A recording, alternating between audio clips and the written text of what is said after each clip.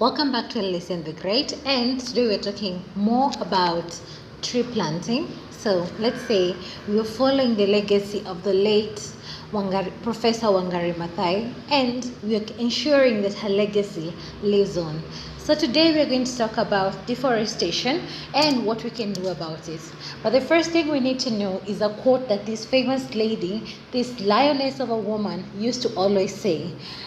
Professor Wangari Mathai would always say that the environment is an everyday affair. Should emphasize this by telling us that the environment is everyday because the environment is the air we breathe, is the water we drink, and is the food we eat. So Professor Wangari Mathai would always tell us that when we are conserving our environment, it's not that we are conserving the environment for our future, we are conserving it for ourselves. So the environment should be a work in progress, hence an everyday affair. So last week I challenged you people to plant trees, and it's very interesting that people actually took the initiative, and I have photos to prove it. I have messages from people telling me, listen, I planted a tree and here's my tree. So for those who planted their trees, kudos. And you know the most interesting thing about trees always have a personality. A tree will change the landscape of a place, and at the same time, a tree will change the mindset of people.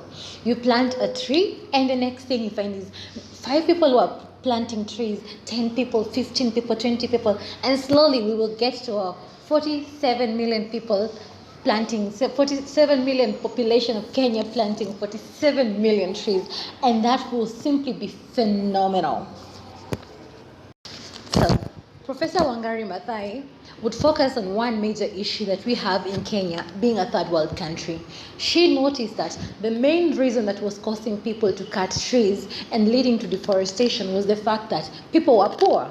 People would cut trees for firewood. People would cut trees to get fodder for their animals. People would cut trees to get timber and charcoal and sell these and earn an income.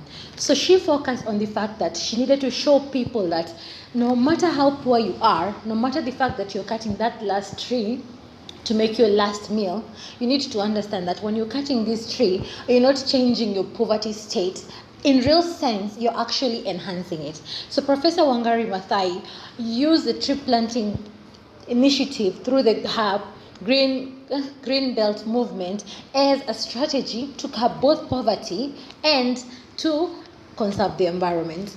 Wangari Mathai initially would encourage the farmers to plant trees, and for whichever trees you manage to take care of and see them grow, should give you like an incentive, like some cash as an incentive for the care that you are contributing towards the conservation of the environment. This money, the people who got this money from the Green Belt movement, they used the money to buy goats and animals from Germany and Japan. They bought some really good quality livestock. At the same time, they also started some other activities that could earn them good income, such as beekeeping. Beekeeping will also help the environment. At the same time, it was a source of income for the people who are working towards the conservation of the environment. If the poor feel that their issues are not being looked up into, they'll take the machete, they'll steal, they'll kill, they'll do whatever it takes to try and air out their issues. So do we really need to get to a place where we are fighting actual wars? Like if you look into the First World War, the Second World War, all these wars have always been a fight for resources. What happens is there's competition for resources, and then there's some form of division, and then this division creates a state of inequity, and when there's inequity, that's when the conflicts emerge. So Professor Wangari Mathai would emphasize we do not have to get to a point where we're fighting for resources that are God-given. We do not have to get to a point where we Kenyans are fighting for land, that we Kenyans are fighting for water, we Kenyans are fighting for diversity and all this. So the best we can do is make sure that at all times we are curbing the potential we're curbing the issue that could emerge from the conflicts that could emerge by taking care of the resources that we have, and how best to take care of the finite resources that we have by conserving our environment.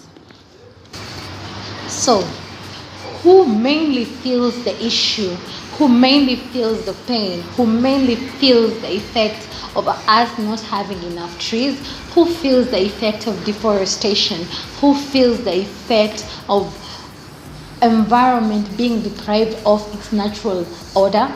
It's the woman. And listen, I am a woman, I am a mother, I am a daughter, I am a sister. And I know that the African woman mainly feels the pinch because being a third world country, we're still in a state where we need to go to rivers to fetch our water. We need to farm in our farms to get produce. We need to clean water, we mainly get it from the rivers. We need to be the ones who are actually noticing this desertification when we find our farms are not yielding enough produce. So the woman is the first person in the family who notices this, because in the African society, it's the responsibility of the woman to farm. It's the responsibility of the woman to get clean water for cooking and taking care and cleaning the house and all that. It's the responsibility of the woman to get firewood.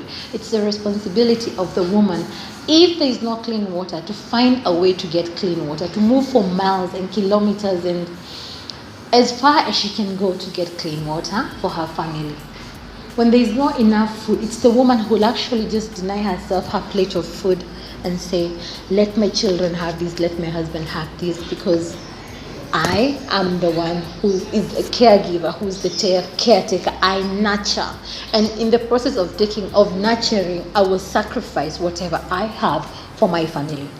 The feminist might decide to argue the fact, but at the end of the day, we know a woman is the backbone of her family. It's the woman, by giving all the sacrifices, by trying her best in everything, she is the one who maintains the family and its order.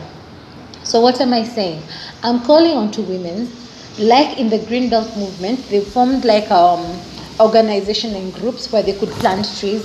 So I'm also calling on to women now in the urban centers. This is not the rural setting, it's the urban setting. We women need to form chamas, which is not about buying the next fridge, buying the next washing machine. We need to also form some new type of chamas where we're planting trees, where we're writing letters to administrators telling them to kindly, we're pushing for one major thing, having parks in our town centers. If you know you live in a place where you cannot count at least 50 trees within your radius, like when you look outside you cannot count 50 trees, as a woman you need to be concerned. Yes, you might say, oh, I live in an estate, there's water in the tanks and all this. But if there's water in the tanks and the buildings are more than trees, how long do you think this will last before something happens and affects our climatic situation, and then there's no enough rain? And for example, when there is no water in the estate, when for some reason maybe the tank has some issues, the pump has jammed, who has the responsibility of finding water for the house? Yes, it's a town setting, but it's still the woman. So women in town settings, I challenge you to talk to your administrators to come as women together and find a way to plant trees and to conserve our environment. Remember, 1 tree per person is all it takes to get to a 10% tree cover and to enhance the conservation of our environment as Kenyan women.